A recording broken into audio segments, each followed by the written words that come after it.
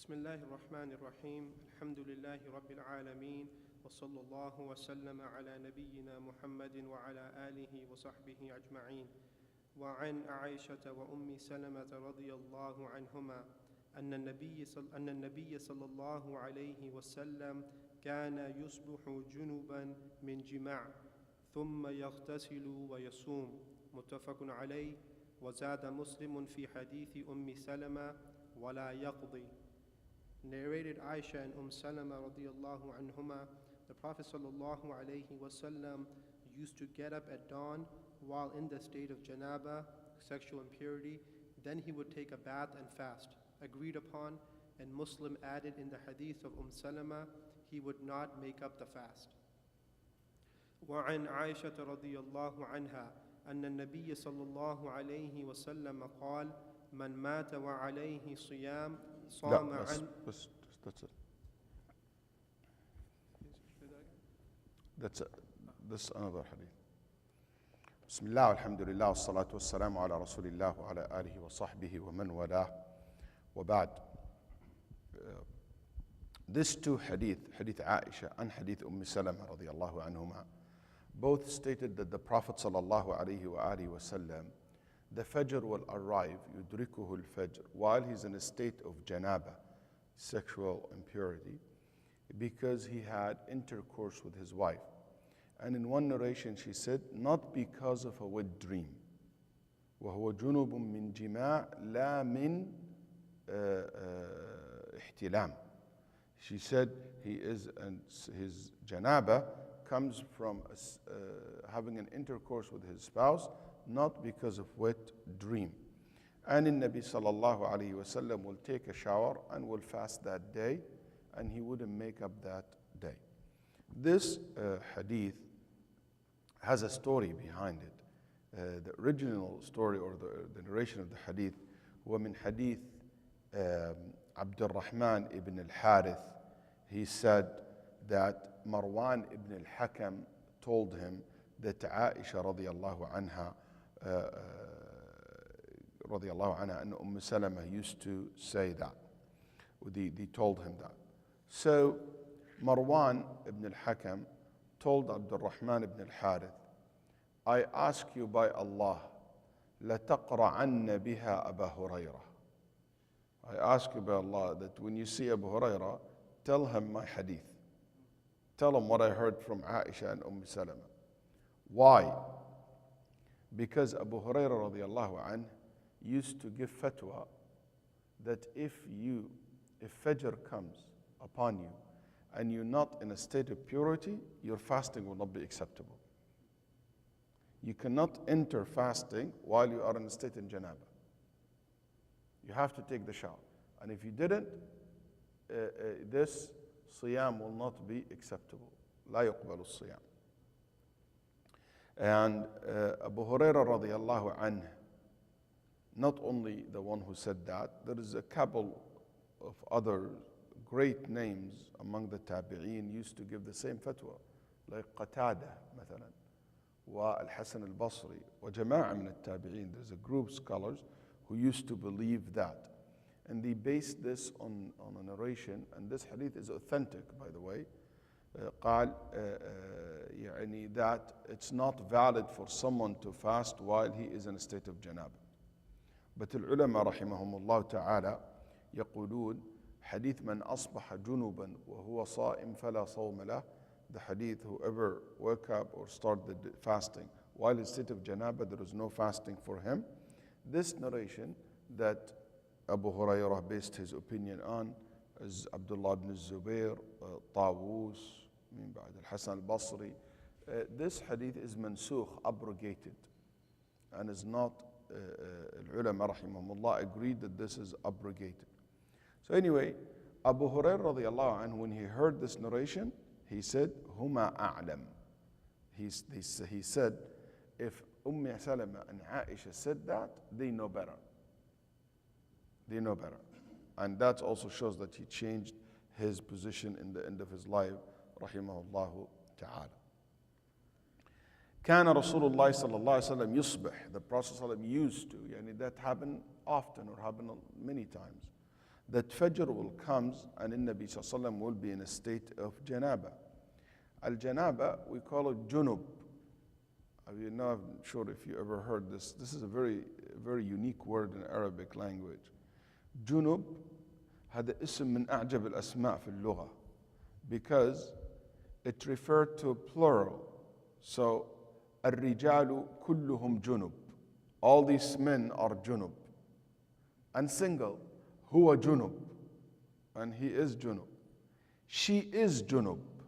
He is junub. It referred to men, male, masculine, feminine, plural, single, and it's the same word, the same phrase, the same format. So it's a very unique word in Arabic language. تقول رجال جنب ونساء جنب. And al-janaba, as I explained before, it is basically it's a result of wet dream, a result of sexual intercourse, or a result of ejaculation, or a person, his or her, they basically reach they ejaculate, or they, for men, their semen come out of lust. Min jima', she said, from an intercourse, not from a wet dream. Not from a wet dream. That's where a little bit problematic. Why? Can the Prophet ﷺ had a wet dream? Can prophets had a wet dream? Because the wet dreams, there is a narration in the Nabi ﷺ said that the wet dreams are from shaitan. Okay? And can shaitan have influence on the Prophet ﷺ to make him have this kind of scene in his sleeping? Many of the ulama rahimahumullah said no, it's not possible for a prophet or a messenger to have a wet dream because they are protected from the influence of the shaitan. Because the dreams of the prophets are true and it cannot be false, so the shaitan is protected. But some ulama rahimahumullah said no, it is possible for the shaitan to have some influence on the dream, as if they have also influence in them, they waswasa by, but Allah subhanahu wa ta'ala protect them from it. And here the debate comes. Why they said it's possible? Because of this narration. Because of the Prophet sallallahu alaihi wasallam cannot have a wet dream. There is no point from Salama to mention it. It will be useless statement. Why would you say, not because, we know he doesn't have a wet dream. But since she mentioned it, because it is a possibility, and she want to make sure that this is not one of the possibilities that you should think about here in this regard. And in Nabi Sallallahu Alaihi Wasallam, his janaba is not because of wet dream, it's because of intercourse. Because there is this opinion came that if you have janaba out of intercourse, your siyam is not valid. But if it's wet dream, it's valid. So she want to counter that argument by saying that the Nabi Sallallahu Alaihi Wasallam had an intercourse with his wife, it was not a wet dream, and that's why he continued his fast, and that's why this will not break your fast. I do believe that the prophets are protected from the shaitan and protected from the shaitan of the dream, and I think that's a very good argument. And this is a very more explicit. Salama's statement could be understood in the light that she tried to make a point. She's just trying to say, not because the Prophet ﷺ possibly can experience with dream, no, but she was saying, and that's from intercourse that some people claim that if an intercourse took place and you didn't take a shower before Fajr, your siyam is not valid. That's not true. So she was trying to emphasize on the issue itself, and Allah subhanahu wa ta'ala knows best. As-salah is different than siyam. Can you pray while you have janaba? No. Tahara, purity, is a condition for salah, but it's not a condition for fasting. And that's what the four A'immah rahimahumullah, Shafi'i, Maliki, Hanafi, Abu Hanifa rahimahullah agreed upon. In this regard, I would say, if a sister have her menses and she finished her period even 1 minute or 5 minutes before Fajr, her period ended 5 minutes before Fajr, She didn't take a shower until what? The Fajr Adhan came. Can she fast? Or she should fast? The answer is yes. Exactly the same thing of the janaba. So yes, you have to fast. Even if you didn't take a shower until after Fajr, yes. What's the proof? This hadith. Because the Nabi Sallallahu Alaihi Wasallam didn't have a time to take a shower from the janaba until he prayed Fajr. Going back to the rule, you don't need to have tahara to start fasting. طيب. The same thing if somebody became Muslim, want to take a shower, even taking a shower for a new Muslim is just recommended.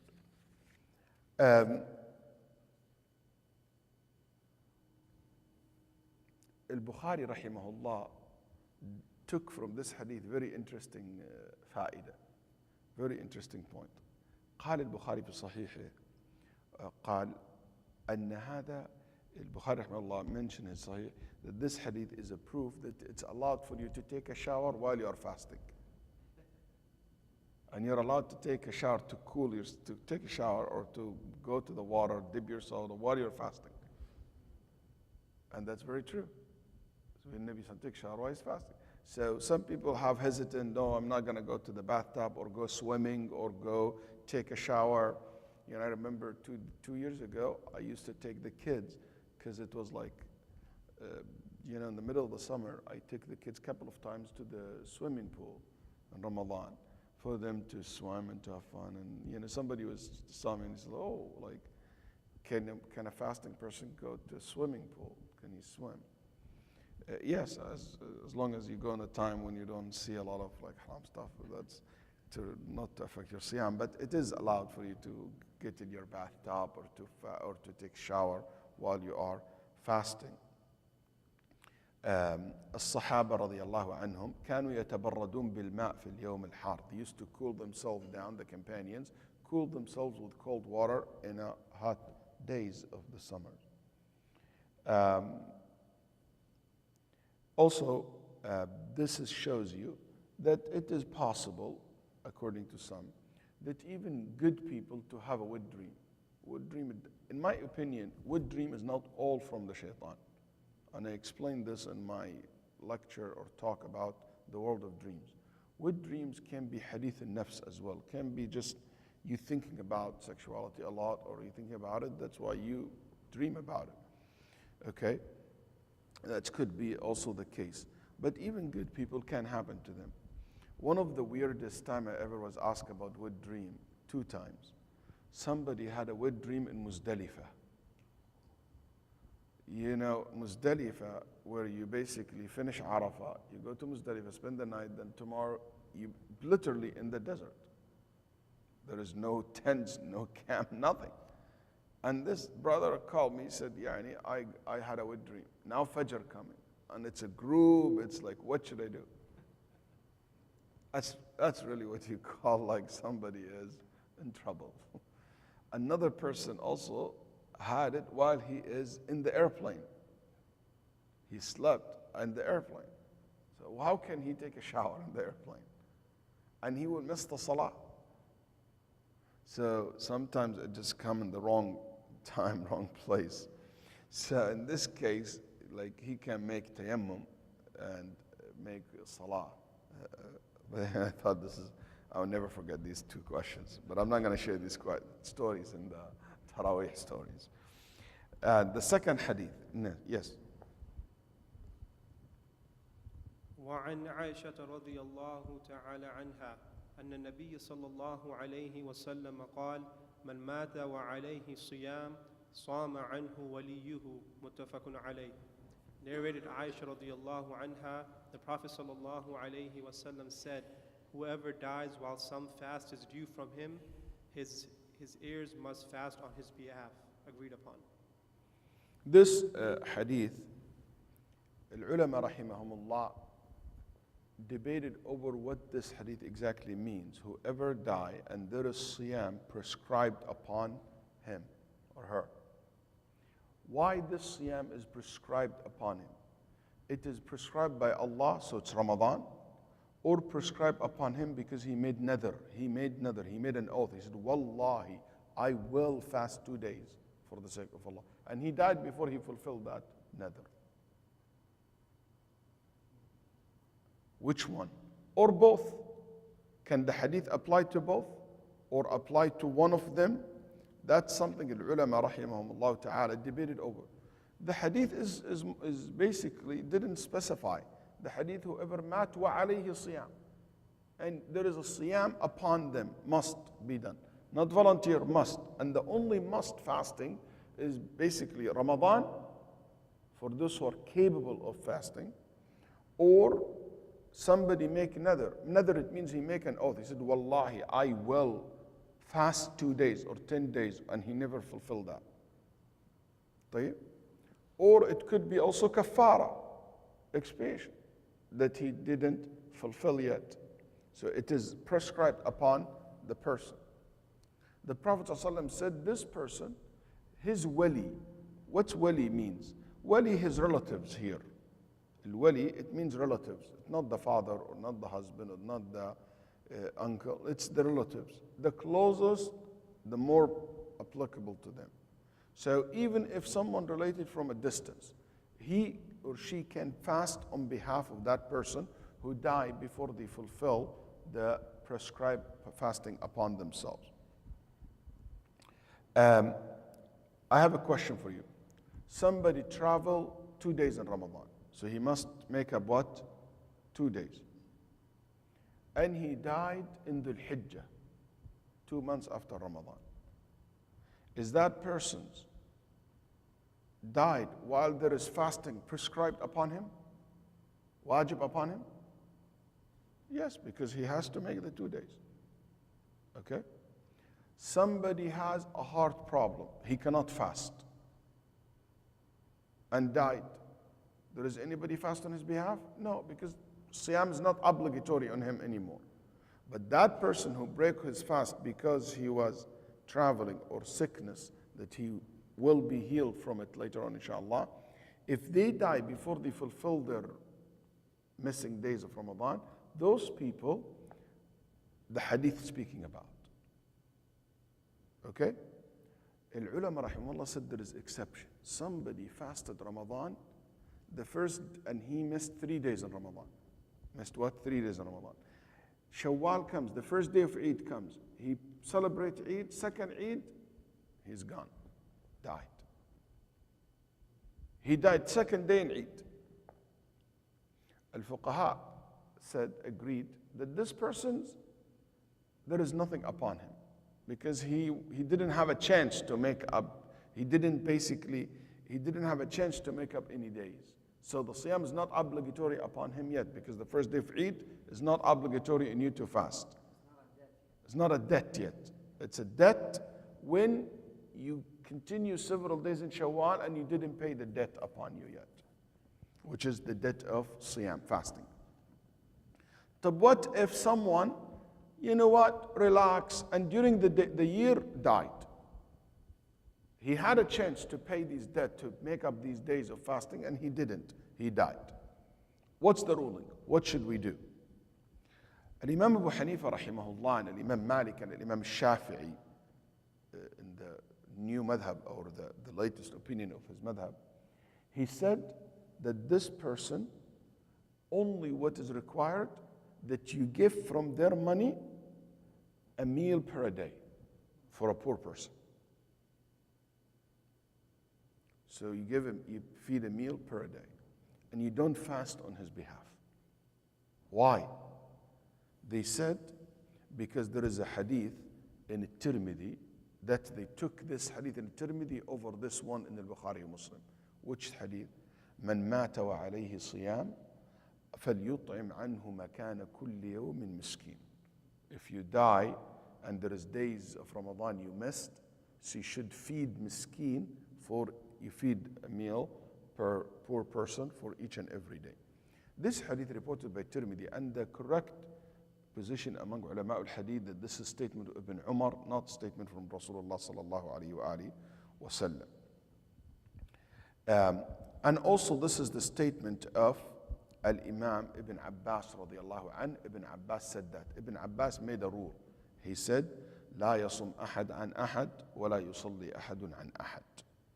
he said, nobody pray on behalf of someone else, nobody fast on behalf of someone else. If you die and you're missing salah, nobody pray it on your behalf. And prayer more important than fasting. That's right. Prayer are more important than fasting. But still, you don't pray on behalf of someone else. So if this is the case, Ibn Abbas said, you don't pray on behalf of someone, you don't fast on behalf of someone. Ibn Abbas rule. And this narration in Nasa'i and Al-Imam al-Tahawi rahimahullah fi Mushkil al-Athar. The second opinion, they said, you only fast on behalf of that person, the nadhr, not Ramadan. If that person made nadhr, made an oath, wallahi, I will fast 3 days, and he didn't fulfill that, he became in debt. And that's the opinion of Imam Ahmad rahimahullah and Imam Ishaq ibn Rahawayh. There is a third opinion, which is obviously would say, you make up the days on behalf of the person who passed away, regardless. It's a nadhr, it's a kafara, it is Ramadan. And that's the very famous opinion among the Hanabila and the choice of Shaykh al-Islam ibn Taymiyyah rahimahullah. And that's also the opinion of al-Zahiriyya and some Shafi'iyya as well. And they use the hadith that we just read in Sahih al-Bukhari or Muslim. Those who said only nadhr, why?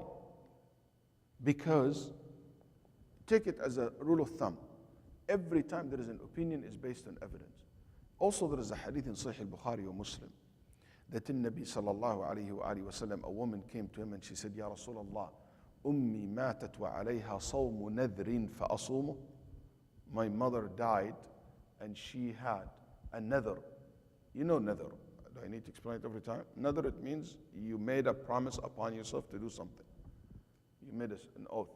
So she made a nadhr that she will fast. Should I fast on her behalf because she died before fulfilling that?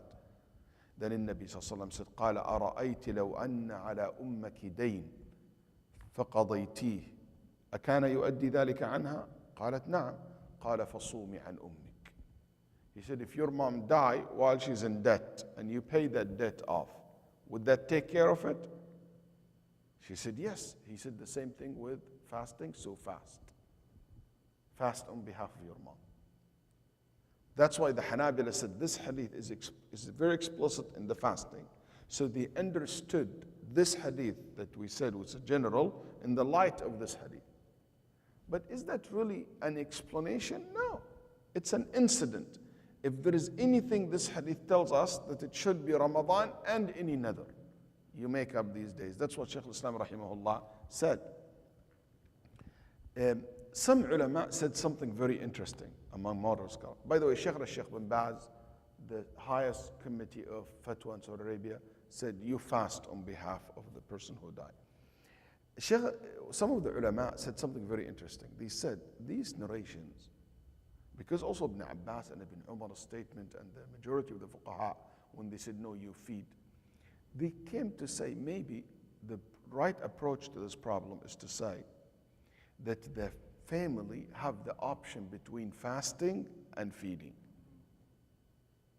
So Nabi sallallahu alaihi wasallam once recommended fasting, but also in another narration that Ibn Tirmidhi, he recommended what? Feeding.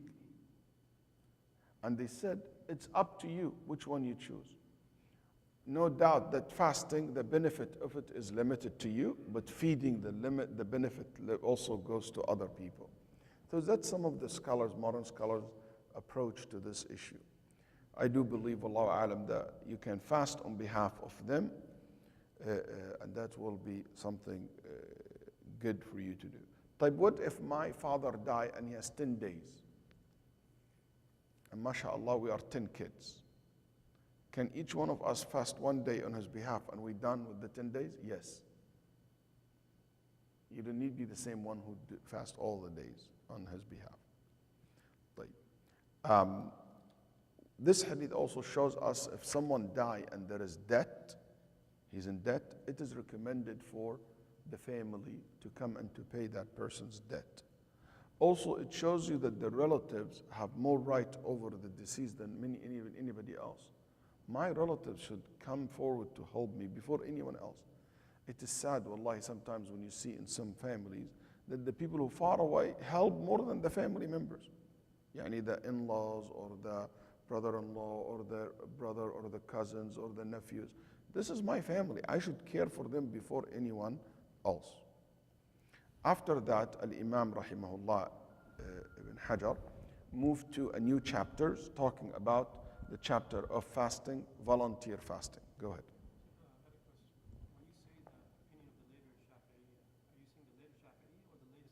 Late Shafi'i's opinion, al-Jadid, madhab al-Shafi'i al-Jadid, when he went to Egypt. قال المؤلف رحمه الله باب صوم التطوع وما نهي عن صومه عن أبي قتادة الأنصاري رضي الله عنه أن رسول الله صلى الله عليه وسلم سئل عن صوم يوم عرفة قال يكفر السنة الماضية والباقية وسئل عن صوم يوم عاشوراء فقال يكفر السنة الماضية وسئل عن صوم يوم اثنين فقال ذلك يوم ولدت فيه أحسن عليك ذلك يوم ولدت فيه ذلك يوم ولدت فيه وبعثت فيه وأنزل علي فيه رواه مسلم أو أنزل علي فيه رواية I don't know about وأنزل yeah but both same thing. In this narration they left it as ولدت. No, ولدت. The voluntary fasting and the day's fasting has been prohibited. Narrated Abu Qatada al-Ansari, Allah's Messenger sallallahu alayhi wasallam was asked about the fasting on the day of Arafah, whereupon he said, it expiates the sins of the preceding year and the coming year. And he was asked about fasting on the day of Ashura, whereupon he said, it expiates the sin of the preceding year. He was then asked about fasting on Monday, whereupon he said, that is the day on which I was born. On it I was commissioned with the prophethood, and on it the Quran was revealed to me, reported by Muslim. Yeah. Let's ask you a question. Can you guys come up, what are the differences between volunteer fasting and obligatory fasting?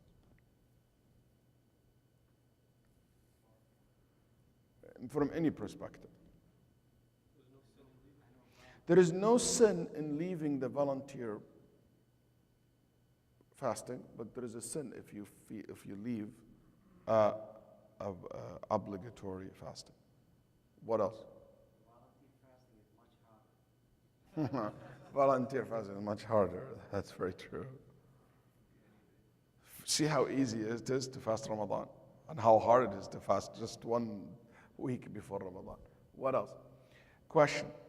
Do you need to have the intention in the night before you fast the obligatory? The obligatory? Yes. But for the volunteer, you don't have the intention in the night. You can start from the day. So that's a different. Another different. Any day the volunteer except specific days, but Ramadan is prescribed. What else? If you break your fasting in Ramadan, you have to make it out or the expiation for it. But when it comes to volunteer, there is no really qada. The correct opinion, there is no qada on it, and we'll talk more about this later. What else? I can cut it in the middle, but I cannot do that with the wajib. With wajib, if you start, you have to finish it. But if it is volunteer, you can cut it in the middle. For volunteer fasting, a woman needs permission from her husband. But in Ramadan, you don't need a permission from your husband. This hadith, he starts with the hadith about Arafah, Ashura. What this tells you, choosing this hadith to start with, that the best days of volunteer fasting ever would be Arafah and Ashura. That's if you ask, what is Shaykh? I can't fast many days after Ramadan. Just choose for me the best thing to fast. It will be these 2 days. And also this is the most authentic ahadith when it comes to volunteer fast. Okay? Um, and Arafah is the best. Why? Because the Nabi sallallahu alayhi wasallam said, it will expiate the sins of 2 years, the previous one and the next one. Ashura comes next because it will wipe out the sin of what? 1 year. Al-ulama rahimahumullah said,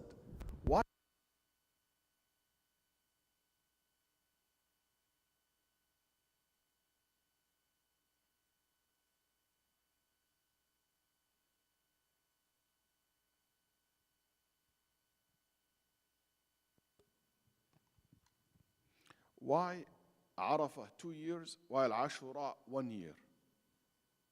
Yes.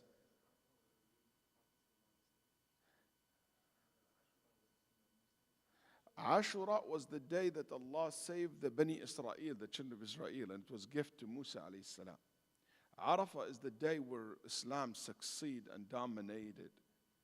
And it was the gift to Muhammad sallallahu alaihi wasallam. And in Nabi sallallahu alaihi wasallam's status is higher than any other prophet and messenger. That's why the reward was even higher. Arafah was much higher, 2 years versus 1 year. Ashura, very few words in Arabic language, very few, maybe 5 words in Arabic language, comes in this format. فاعولا. يمكن 5 كلمات أو 4 كلمات في اللغة. And among the words that they use is Tasu'a, comes from the 9. Ashura comes from the 9. So, Sawm Arafah. Arafah is the day number 9 in the Hijjah. That's right, which is the day where people are standing up in Arafah. Ashura is day number 10 in the month of Muharram. Some ulama, and this has been reported, Ibn Abbas said that Ashura actually is the 9th of Muharram. It's not the 10th of Muharram, it's the 9th of Muharram. And he said it was called Ashura. Linguistically, it means the 10th, but Islamically, it's the 9th. يعني تعرف عندنا حاجة اسمها حقيقة لغوية وحقيقة شرعية. We have something called, the word can mean something in Arabic language, but it could mean something different Islamically, like zakah. It means increasing. But in Islam, zakah, it means giving, taking out from your money. Okay? So they said, Ashura is the same thing. It is the 10th linguistically, but Islamically, the Prophet ﷺ wanted this day to be the 9th, not the 10th. But that's not correct. Where this idea came from the qawl al-Nabi sallallahu alayhi wa sallam, قال لئن عشت إلى قابل لأصومن التاسع. If I live to the next year, I will fast the 9th. Ibn Abbas thought, when the Nabi sallallahu alayhi wa sallam said, if I live to next year, I will fast the 9th, that he changed, he moved the ruling of fasting Ashura from the 10th to the 9th. But Ibn Abbas was not correct in his understanding.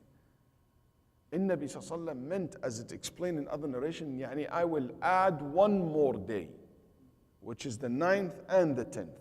That's what the Prophet sallallahu alayhi wa sallam meant. And when we look at all the narrations, we found out this clearly. That's why this opinion became neglected by the scholars later on, because they found there is no very strong argument to support it. When the Nabi sallallahu alayhi wa sallam said, will expiate the sins of the previous sins and the remaining one. The remaining one, it means this year, the upcoming year. طيب. Question. These sins that will be wiped out, all kind of sins. When the Nabi sallallahu alayhi wa sallam, there is many hadith like this. If you do this, Allah forgive you. Like for example, from Friday to Friday, Allah wipe out the sins in between. From Umrah to Umrah, Allah wipe out the sins in between. From Ramadan to Ramadan, Allah wipe out all the sins in between. Arafah wipe the sins of 2 years. Is this all sins? In some of these ahadith, there is a narration that says, مَا لَمْ يَغْشَ الْكَبَائِرِ. As long as this person do not commit a major sin, because major sins will not be expiated by these good deeds. Major sins like what? Lying, like stealing, fornicating, drinking alcohol, usury, stuff like that. So being bad to your parents, all these major sins in Islam. So here we say, so majority of ulama, they will say, so minor sins will be wiped out by fasting these days or offering Ramadan. But I would like to share with you something I thought it's a brilliant, and it's a lengthy discussion, but I will just give you the summary of it. Done by Imam Ibn Abdul Barr al-Andalusi rahimahullah and Imam Ibn Rajab al-Hanbali.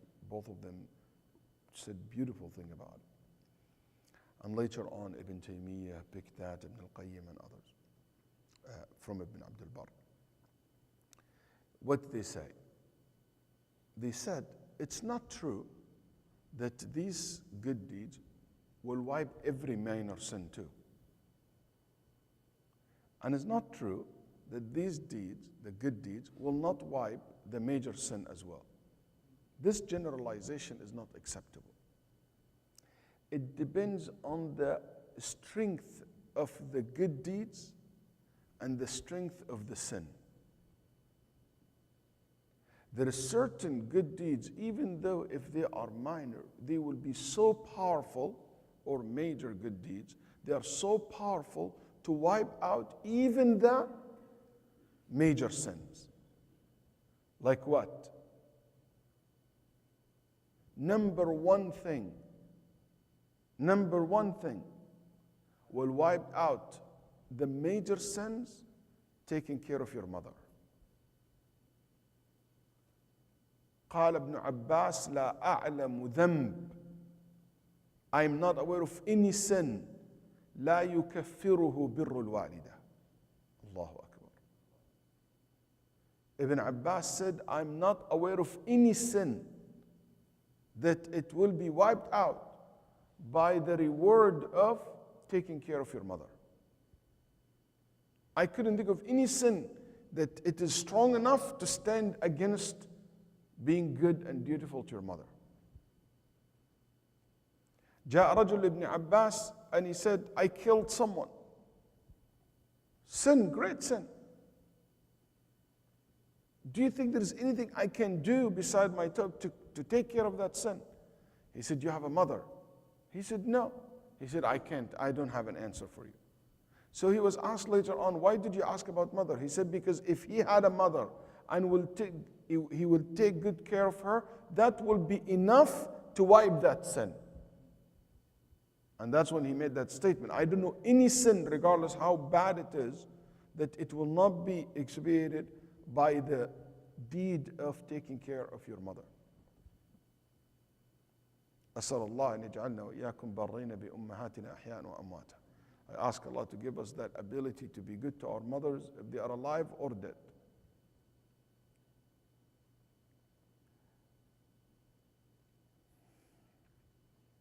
Also, Al-Hajj. An-Nabi sallallahu alaihi wasallam said that if you do a perfect Hajj, see, a perfect, not just a Hajj, it's mabrur, perfect Hajj. You come back like newborn. So that means even your major sins are wiped out. But the Nabi put a condition that it has to be mabrur. It has to be perfect Hajj. Excellent. So the same thing. Yes, Ramadan will wipe even the major sin, but if you do Ramadan with excellency. Yes, some donation. إن الصدقة تطفئ غضب الرب. الصدقة will take away the sin, like the same way, will wipe out the sin, the same way the water wiped out the water. But what sadaqah?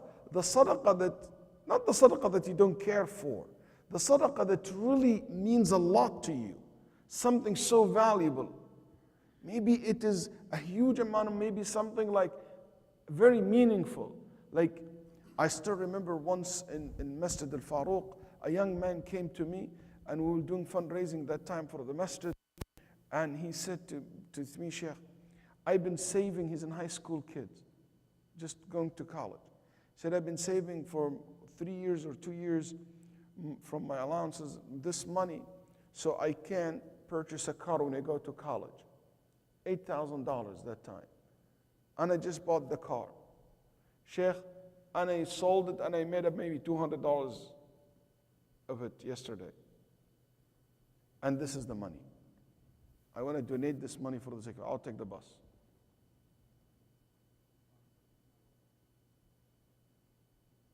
Do you want to tell me that this $8,000 will be equal to someone who makes $3-5 million a year and give me $8,000?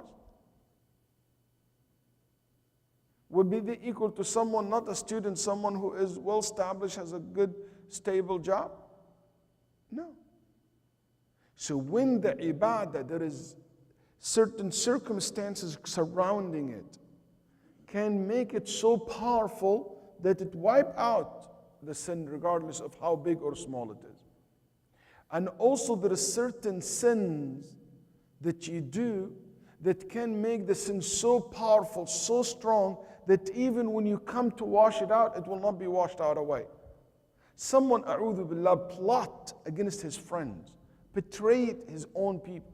You want to tell me someone to steal from his own partner or steal from the masjid's money will be equal to just stealing from a shop? They are both sin, but this one is way worse.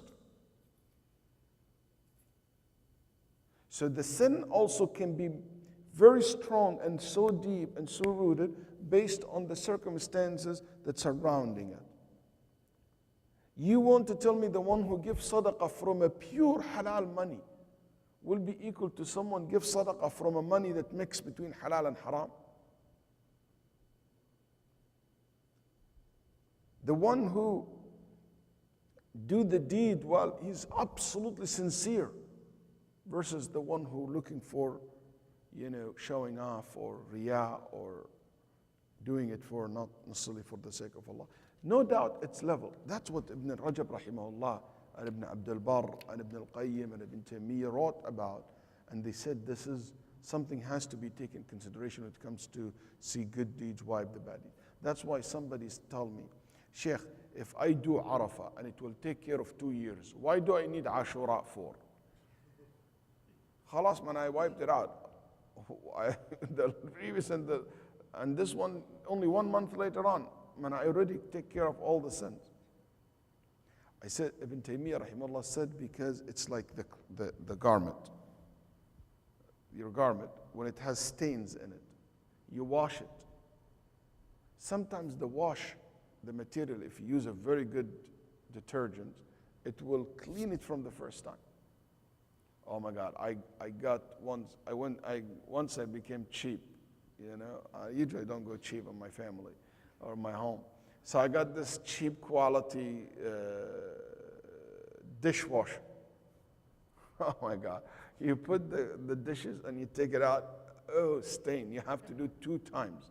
So I spend more money on water and electricity than saving on this. I didn't mean to be cheap or anything, but just I choose the wrong bad quality ones. Or like the one we do it overseas, like when I go to overseas. You use it, it's useless. But you need to do 1, 2, 3 times to clean. But if it's a very good detergent, very good quality, it will clean it from the first time. The same thing, if your Siyam of Arafah is perfect, and who can claim that? Yes, it will wipe out so much, but will be little bit here and there left. So Ashura comes to take care of it. And so forth. So that's the whole concept. Just give me 1 second. Yes.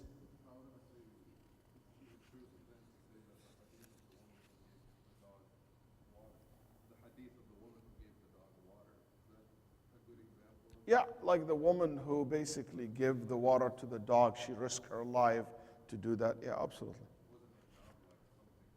That's because of her feeling, for her caring. Allah subhanahu wa ta'ala did that to her. Yeah. Also,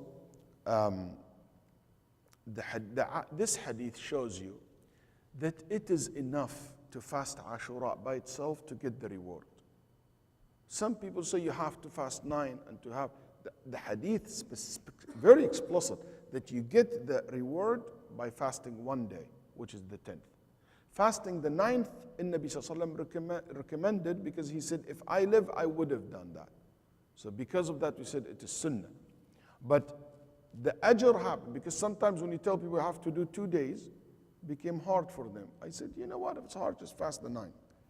Ibn al-Qayyim rahimahullah said in his Zad al-Ma'ad, the best way to fast Ashura, 1 day before and 1 day after.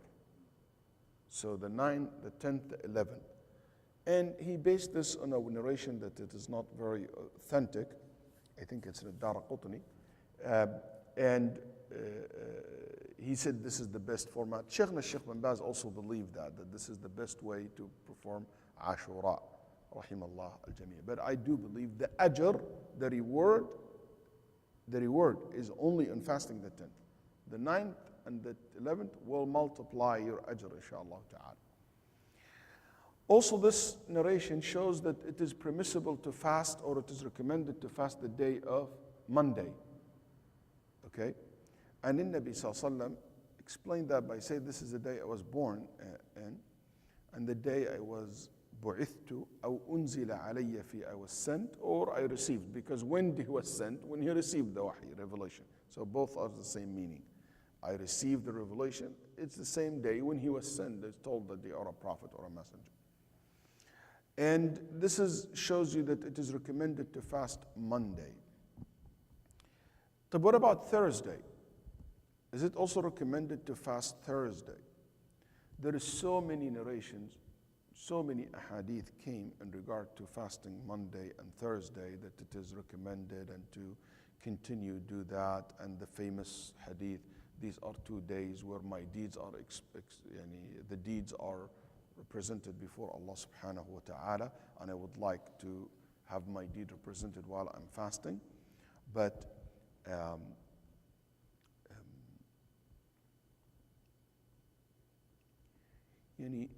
none of these narrations by itself is authentic. Not a single one of them by itself is authentic. Can we say if we add them all together, can be acceptable? Yes, many of the muhaddithin found out that this is the case, and they consider it acceptable, hasan or sahih li-ghayrihi. But none of it will be a purely, like any one of these asanid, a pure authentic isnad. But it's been reported that many companions used to fast Monday and Thursday, which it shows that this hadith has based in the sunnah of the Prophet sallallahu alaihi wasallam. I promise you this is very short, so read the next. Yes?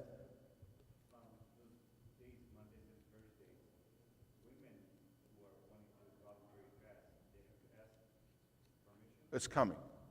It's coming. This hadith coming. Yes. وعن أبي أيوب الأنصاري رضي الله عنه أن رسول الله صلى الله عليه وسلم قال من صام رمضان ثم أتبعه 6 من شوال كان كصيام الدهر رواه مسلم. Narrated Abu Ayyub al-Ansari radiyallahu anh that Allah's Messenger sallallahu alayhi wasallam says, he who fasts Ramadan then follows it with 6 days of fasting from Shawwal, it will be in terms of rewards as if he has fasted a whole year, reported by Muslim. This is another sunnah, very authentic hadith in Sahih Muslim, about fasting the 6 days of Shawwal, and the majority of the ulama said it is recommended. Only Abu Hanifa rahimahullah and Imam Malik, they were against fasting the 6 days of Shawwal. Completely. Like Abu Malik is very strict against this. Malik rahimahullah have said and made many statements against fasting the 6 days Shawwal, rahimahullah ta'ala. And he used to say that this is like an innovation, and he said this is not a practice, this is not from the sunnah. And the reason for that, because the hadith is authentic, and Imam Malik said, I never seen anyone in Medina do such thing. I never seen anyone from the scholar of Medina fasted the 6 days Shawwal. This thing you guys coming up with it. And I think that Imam Malik rahimahullah, either he didn't see the hadith, which is obviously he didn't, But because the hadith is authentic, and you cannot deny the authenticity of it, it's sunnah. But what Imam Malik rahimahullah and Imam Abu Hanifa rahimahullah did, beside not knowing about the hadith, they were worried that people adding to the religion something which is not from it. Instead of fasting 30, let's make it 36. They were worried. That's why Imam Malik said, don't be like the people of the book, who Allah told them one thing, they add two to it. So that's what it looks like, these imams, because we have to have husn al-dhan bil-a'imma rahimahumullah ta'ala. Otherwise, the Shafi'iyya, the Hanabila talked about how the hadith is authentic about fasting the 6 days of Shawwal. But here an issue. You have to make up the days of Ramadan before you fast the days of Shawwal or not? This goes back to an issue in Usul al-Fiqh, in the principle. The Hanabila have a principle. What's this principle? Al-Hanabila, they're saying, you cannot start with a volunteer while you have an obligatory makeup. Like, you have to do the wajib before the recommendation. This is obligatory to fast, this is recommended to fast. You have to do the obligatory first, then the recommendation act next. Okay? So, you enter the masjid. You need to pray Sunnat al-Fajr, 2 rak'ah. That's right? That's right? Can you pray it, then you catch up the salah? No. The Hanabila said you have to do the wajib before the volunteer. They have this principle. طيب.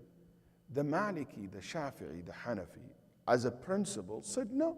You always can do volunteer before the obligatory. There is no harm. You can do the volunteer act before the obligatory. And they bring many evidence. I will just choose one. The one evidence very clear because it's explicit. They said, and Nabi Sallallahu Alaihi Wasallam one time, he missed Fajr prayer, him and his companions.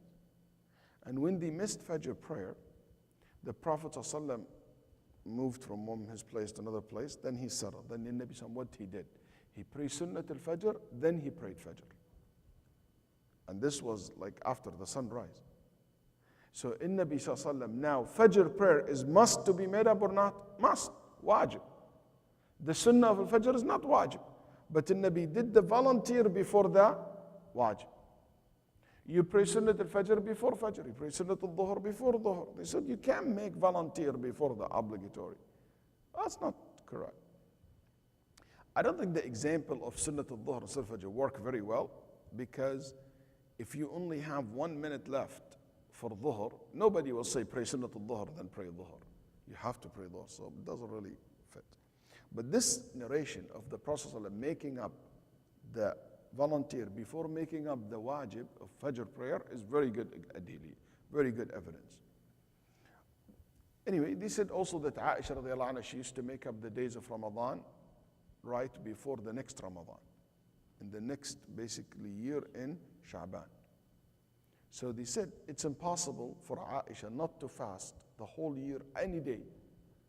Aisha known of her fasting radiallahu anha. That's not possible. Anyway, I really do believe it is possible that she didn't fast any day, because she said in the hadith, I didn't fast because I want to be close to the Prophet ﷺ already. Anyway, I do believe that you don't have to make up the days of Ramadan before you fast the 6 days of Shawwal. I do believe that. Question, even those who said you must, like the Hanafi, we asked them, what if someone didn't fast the whole Ramadan because he was traveling or was sick? If he fasts 30 days in Shawwal, how he can make the 6? He said, oh, he can make 6 in Dhul Qa'dah. That's 6 in Dhul Qa'dah, not 6 Shawwal. Okay, so we say, no, you still take the ajr, even if you make up the days of Ramadan later on. طيب, Shaykh Waleed used to say something very interesting. He used to say, the Prophet ﷺ said, if you fast Ramadan, then you follow it with 6 days Shawwal. If you don't fast the whole month of Ramadan, we cannot call that you fasted Ramadan. I say you can. You still can call it 6 days. You fasted Ramadan. The Nabi ﷺ said, Man qama Ramadan, those who stand up in the night to pray in Ramadan. Every night of Ramadan. Or those stand up in the night of Ramadan. Is this hadith applicable to our sisters or not? Are our sisters taking this ajr or not? The Prophet said, if you pray the night of Ramadan, Allah forgive your sins. Is that, of course? Of course. But our sisters, there are certain days in Ramadan, they don't pray. Is this hadith doesn't apply to them? So when the Prophet ﷺ said, whoever fast, whoever prayed, it means it will include those who didn't fast for excuse, include those who didn't pray for valid excuse. So the same thing when we say the problem, whoever fasts Ramadan will include you, inshallah, when you make up these days later on. But there is no need for it to be sequenced this way. There's nothing in the hadith linguistically really to support that or Islamically. Next. وعن أبي سعيد الخدري رضي الله تعالى عنه قال قال رسول الله صلى الله عليه وسلم ما من عبد يصوم يوما في سبيل الله إلا بعد الله بذلك اليوم عن وجهه النار 70 خريفا متفق عليه واللفظ لمسلم. Narrated Abu Sa'id al-Khudri radiyallahu anhu, Allah's Messenger sallallahu alayhi wasallam said, no slave of Allah will fast for a day while engaged in jihad without Allah removing No slave will fast? No slave of Allah will fast for a day while engaged in jihad without Allah removing the hellfire a distance of 70 years from his face for that day. Agreed upon, and the wording is of Muslim. That's not an honest translation, in my opinion. He said, while he's engaging in jihad fi sabilillah. That's not a very good translation. Why? Because he chose one opinion over others. The Prophet ﷺ said, whoever fast one day for the sake of Allah, fi sabilillah. Yes, al-ulama debated, for the sake of, for fi sabilillah means in jihad, or it means for his sake. And the majority said actually for his sake, not while fi jihad. Why? Because during jihad, you should not be fasting. You should be eating and having a strength to fight the enemy in the battlefield. And that's what the majority of the fuqaha, or the scholar of hadith, rahimahullah, said. Allah distanced him from the hellfire 70 kharif, 70 falls. The falls is like the autumns, or the falls is like spring, you have autumn, falls, you have summer, you have winter. It means 70 years. It means literally 70 years. 70 is a number always mean exaggeration, and very, very far away. It's like when Allah says, تَسْتَغْفِرْ لَهُمْ 70 مَرَّةً فَلَنْ يَغْفِرَ يعني a lot. Okay?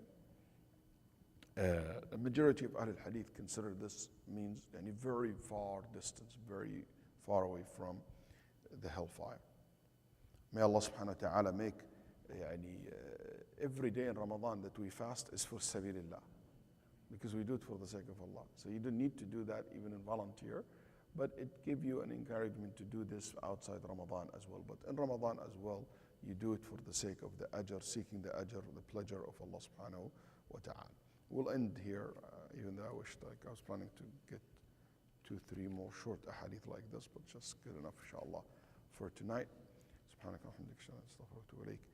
And I don't know if anyone has a questions, or we just call it. I hope the rain stopped by now. I have a question about Shawwal. Yes. 6 days.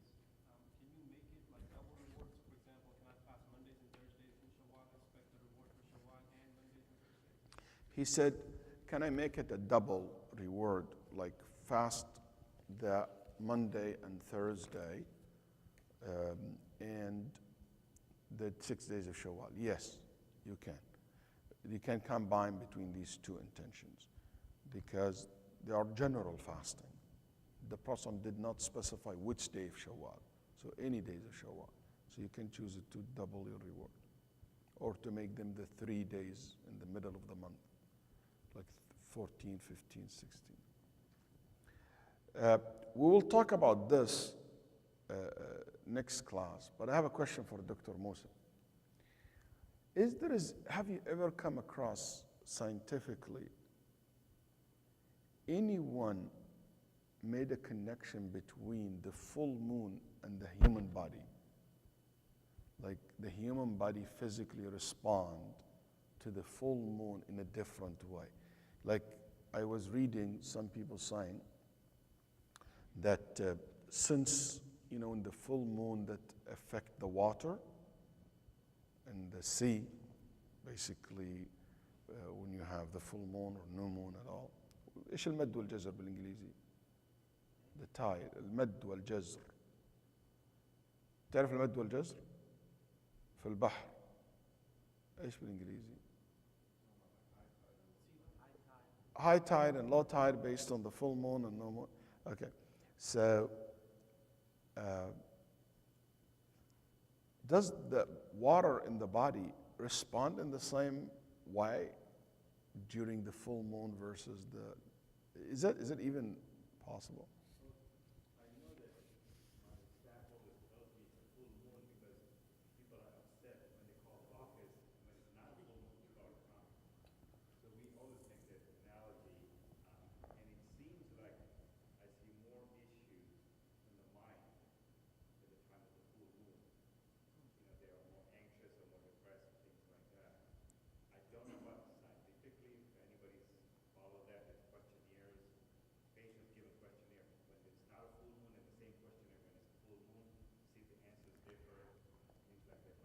Very, very interesting. I'll just share with you some of the scholars who explained the hadith.